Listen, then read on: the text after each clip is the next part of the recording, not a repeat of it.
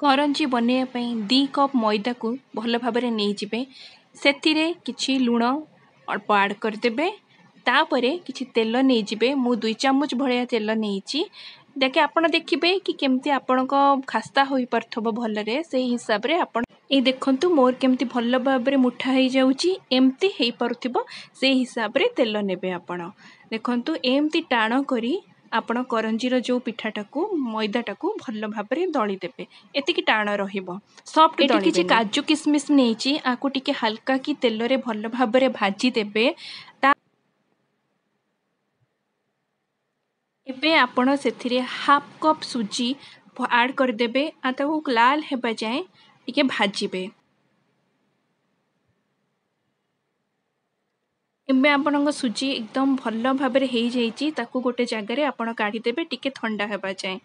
एबे किछि कोरा नड़िया को कड़े रे नहीं ताकू हल्का की भाजीबे पूरा भाजीबेनी हल्का हल्का की भाजीबे सेथिरे किछि चूना रखितबा चीनी गुंड को पकई देबे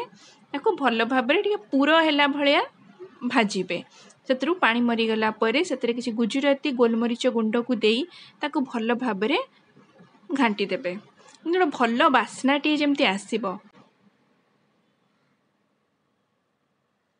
एबे हमर नड़ियाटी संपूर्ण रूपे हेई जाईची ताकू आमे एथर सेथिरे आमे जो रखिथिले सुजी आ काजू किसमिस रो जो मिक्सचरटा ताकू से नड़िया पुर रे आमे ऐड करि दबा ताकू भल भाव रे टिके एपट सेपट करिबा जे रखिबा देखंतु एमता को सब जिंस को भल भाव रे टिके मिसई देबे देखंतु केते परफेक्ट हेई जाईची